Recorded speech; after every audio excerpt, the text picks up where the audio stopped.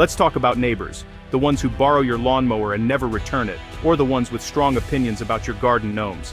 Now, America's new neighborly opinion comes from Vice President J.D. Vance, who recently turned his gaze north to Canada. Vance, known for his sharp political takes, called out Canada for what he termed immigration insanity. He argued that Canada's welcoming approach to newcomers is the root cause of its economic troubles. According to Vance, Canada's focus on multiculturalism has led to stagnant living standards for everyday Canadians.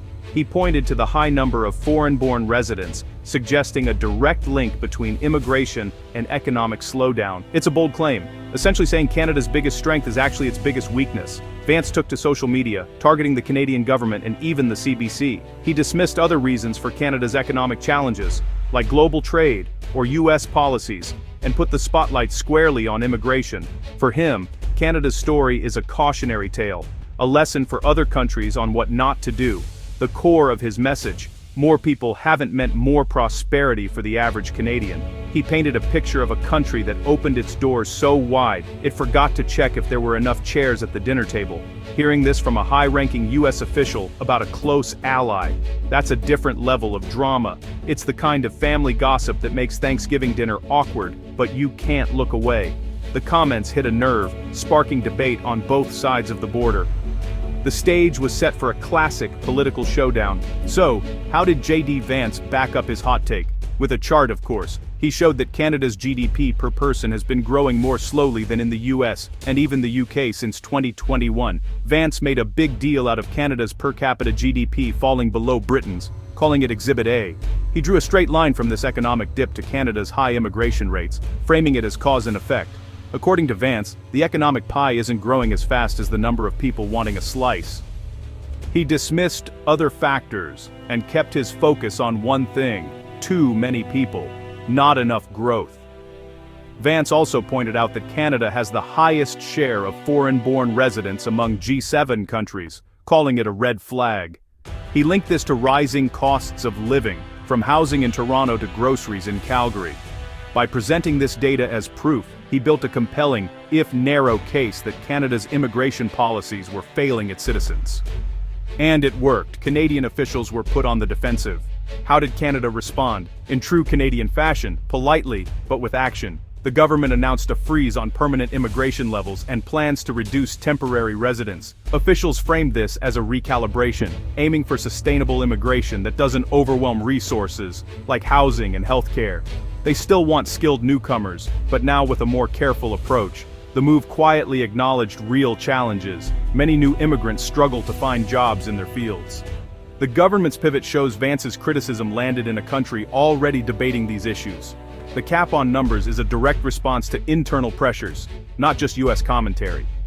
Canada's actions spoke louder than words, signaling a willingness to adapt.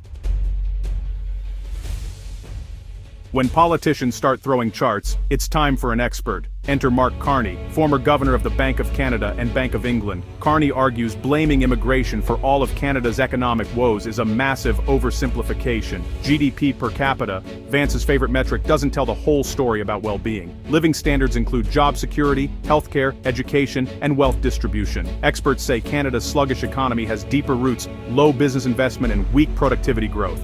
The so-called productivity gap means the economy isn't as efficient as it could be. Carney's view: Canada has relied too much on population growth, not enough on making each worker more productive. The solution isn't shutting the door to immigrants, but investing in innovation and competitiveness. Skilled immigrants are part of the solution, if their talents are fully used. The real fix is more complex than just cutting numbers. This debate isn't happening in a vacuum. It's fueled by real anxiety about the cost of living. When people struggle to make ends meet, immigration becomes an easy target. In Canada, the opposition leader has made affordability his signature issue, criticizing the government's economic management. Vance's comments tapped into frustrations many Canadians already felt. But immigration is just one piece of a much bigger puzzle. Housing prices, for example, are driven by restrictive zoning, slow construction, and speculation, not just population growth. Healthcare strains predate recent immigration surges. Pointing only at immigration is like trying to fix a clogged sink by turning off the tap, not clearing the drain. The debate is about more than policy. It's about national identity and the future of the Canadian dream. Vance's remarks forced Canada to confront tough questions about its own future. So, who's right? Is Vance correct that Canada's immigration policies are a disaster, or are Canadian officials right to defend their stance? The truth is, it's not that simple. Vance is right that GDP per person has stagnated, and rapid population growth without enough infrastructure causes strain. The government's move to slow immigration is a tacit admission the pace was unsustainable, but blaming immigration for all economic problems is misleading. Canada's deeper issues are with productivity and business investment. Immigrants bring skills and energy if the system can fully integrate them. The real challenge is fixing the engine, not blaming the passengers. Immigration is a balancing act. The right strategy links levels to capacity and invests in growth. The conversation Vance started has forced Canada to ask tough questions, and building a smarter door is the way forward.